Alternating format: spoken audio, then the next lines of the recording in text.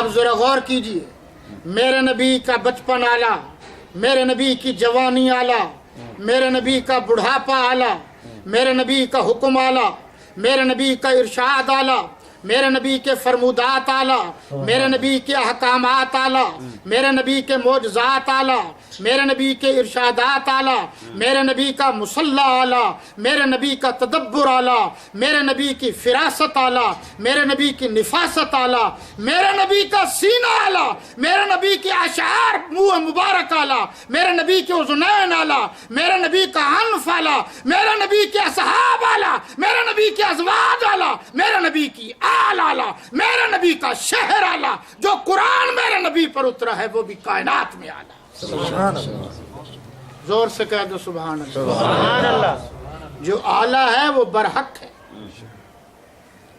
حضور کی ساری زندگی کو دیکھو، ایک دفعہ ایک صحابی رسول نے اس وقت کہا جب اللہ کے نبی نے فرمایا میں نے کسی پر زیادتی کی ہو تو بتاؤ۔ ایک صحابی نے عرض کیا کہ آپ نے مجھے مارا تھا، تو اس لیے آپ نے فرمایا اپنی کمر مبارک سے قمیض کو اوپر کیا، فرمایا میں نے کہاں مارا تھا وہیں مار لو۔ صحابی رسول نے ختم نبوت کی مہر کو دیکھا تو چوم لیا اور فرمایا میں نے یہ بہانہ کیا تھا، اللہ کے نبی اللہ بھی معاف کرے اور آپ بھی مجھے معاف کرے۔ میرے نبی نے کبھی گالی نہیں دی، میرے نبی نے کسی پر ظلم نہیں کیا، میرے نبی نے کسی پر زیادتی نہیں کی۔ ان پر بھی تو آپ غور کریں گے، پوری دنیا شرک کو چیلنج ہے کہ آج تک میرے نبی کے مسواک پر بحث کر کے بتا دے کہ کیا اس سے کسی کو نقصان پہنچا۔ میرے نبی کی ادنا سے ادنا سنت سے کسی کو ظاہری طور پر نقصان نہیں پہنچا، اس لیے نہیں پہنچا کہ آپ صلی اللہ علیہ وسلم نے جو فرض بتائے ہیں، جو واجب بتائے ہیں، وہ تو بہت دور کی بات ہے۔ آپ نبی کی سنت میں بھی قیامت تک کوئی کمزوری نہیں نکال سکتا۔ حضور کی سنت میں کوئی کمزوری نہیں۔ اچھا آپ ذرا مہربانی کر کے آپ غور سے ٹھنڈے دل سے بتائیے، حضور صلی اللہ علیہ وسلم کے بڑے عاشق، سب سے بڑے عاشق کون تھے؟ صحابہ کرام تھے نا، جنہوں نے حضور پر جانیں نچھاور کر دی۔ حضور صلی اللہ علیہ وسلم کے لیے جو کچھ تھا سب کچھ پیش کر دیا، گھروں کو اجاڑ دیا، بچے یتیم ہو گئے، نبی کا ساتھ نہیں چھوڑا۔ قرآن نے ان کو کہا ہے کہ یہ رحماء بینہم ہے۔ حضرت قاری صاحب آگے تشریف لے، پیرزادہ صاحب اللہ جلدر صاحب تشریف لائے، آخر میں دعا انشاءاللہ یہی کرائیں گے، آگے تشریف لے۔ آپ خود غور کیجئے، صحابہ سے آگے یا صحابہ سے بہتر کوئی نبی کا عاشق ہے؟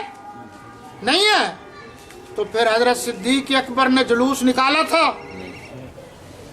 حضرت عمر نے نکالا تھا، حضرت عثمان نے نکالا تھا، حضرت علی نے نکالا تھا، حضرت حسن نے نکالا تھا، حضرت حسین نے نکالا تھا، حضرت معاویہ نے نکالا تھا، حضرت سعید بن جبیر نے نکالا تھا، حضرت سعد نے نکالا تھا۔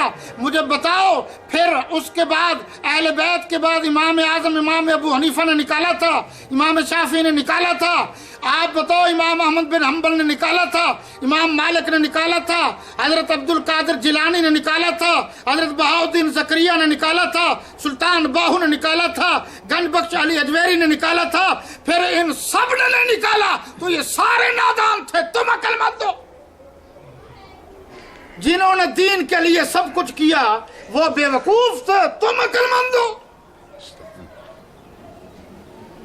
اور حقیقت یہ ہے کہ اگر یہ ثواب ہے، اگر یہ عبادت ہے، وہ کہتے ہیں عبادت ہے، تو پھر عبادت تو مسجد میں اچھی لگتی ہے، روڈوں پر تو عبادت اچھی نہیں لگتی ہے، کچوں پر تو عبادت اچھی نہیں لگتی۔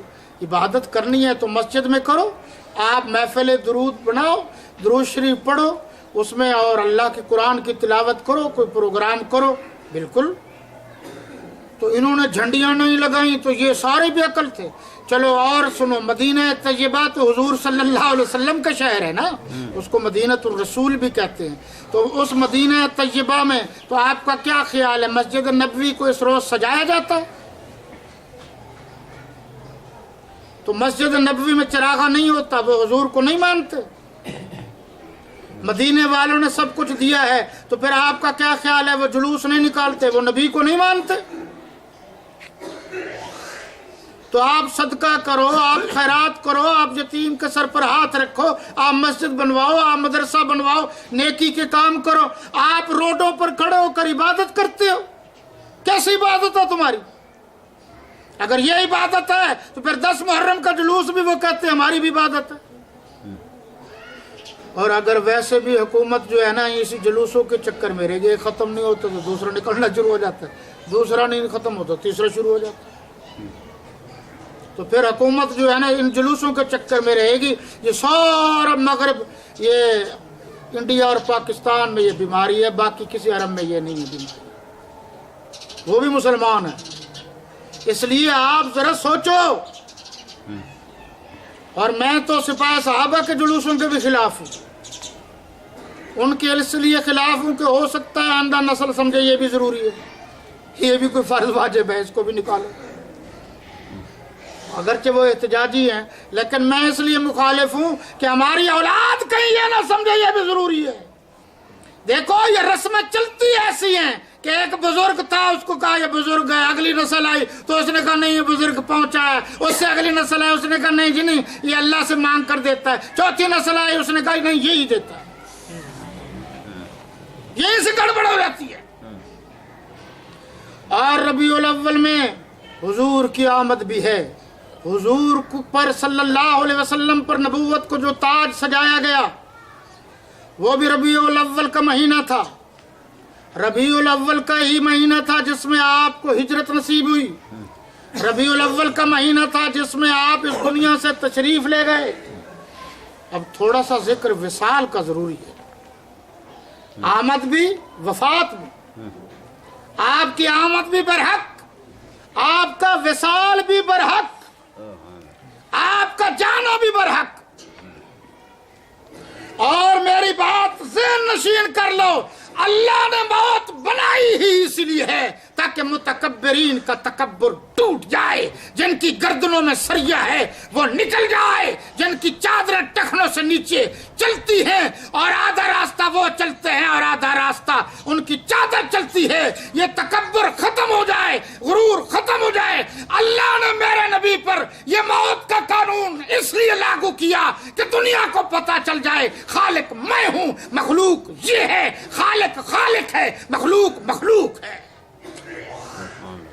ساری کائنات کا سردار ضرور ہے مگر اللہ کا قانون بھی ضرور آیا ہے۔ آپ صلی اللہ علیہ وسلم نے فرمایا مروا ابا بکر فلیصلی بالناس، سیدہ آپ نے فرمایا سیدہ طیبہ طاہرہ مطہرہ، قرآن کی حافظہ، تاریخ اسلام میں سب سے پہلی قرآن کی حافظہ سیدہ عائشہ رضی اللہ تعالیٰ عنہا کو کہ ابو سے کہہ دیجئے نماز پڑھا دیں، میری طبیعت ذرا ٹھیک نہیں ہے، میرے سر میں بھی درد ہے، بخار بھی ہو رہا ہے۔ سیدہ امی عائشہ فرماتی ہیں کہ میں نے کپڑا جو ہے پانی میں بھگو بھگو کر آپ کے ماتھے پر رکھا، پھر بھی بخار کی نہیں اتر رہا تھا، پٹیاں بھگو بھگو کے رکھتی تھی۔ آپ نے فرمایا مروا ابا بکر فلیصلی بالناس، سیدہ فرماتی ہیں آقا میں کیسے بھیج دوں، میرے ابو تو رقیق القلب ہیں، کمزور دل کے آدمی ہیں، وہ تو نہیں جائیں گے۔ آپ نے پھر فرمایا مروا ابا بکر فلیصلی بالناس، بھیج دیجیے ان کو، کہہ دیجیے۔ سیدہ نے عرض کیا، صدیق اکبر رضی اللہ تعالیٰ عنہ تشریف لے گئے، حضور کی زندگی میں 17 یا 21 نمازیں پڑھائیں، پھر آپ کی طبیعت ذرا تھوڑی سی ٹھیک ہوئی تو آپ نے حضرت علی حضرت عباس دونوں کے کندھوں پر ہاتھ رکھا اور تشریف لے آئے۔ صحابہ کرام نے دیکھا، اس سے پہلے میں نے یہ پڑھا ہے کہ اللہ کے نبی صلی اللہ علیہ وسلم نے جو سیدہ عائشہ کا حجرہ تھا، جو سیدہ عائشہ کا گھر تھا، جو میرے نبی کی مسجد نبوی صلی اللہ علیہ وسلم کے ساتھ تھا، पर्दा उठा कर कपड़ा हटा कर देखा कि सहाबा नमाज पढ़ रहे हैं या नहीं। सबसे पहले सहाबा नबी को देखते थे, आज वो वक्त आ गया है कि मेरे नबी सहाबा को देख रहे हैं। और सहाबा नबी को देखते थे, नबी सहाबा को देखते थे, अल्लाह इन दोनों को देखता था। अल्लाह ने फरमाया मैं इतना खुश हूँ कि कुरान भेज दिया। जो सहाबा पर खुश नहीं है वो मुसलमान नहीं है।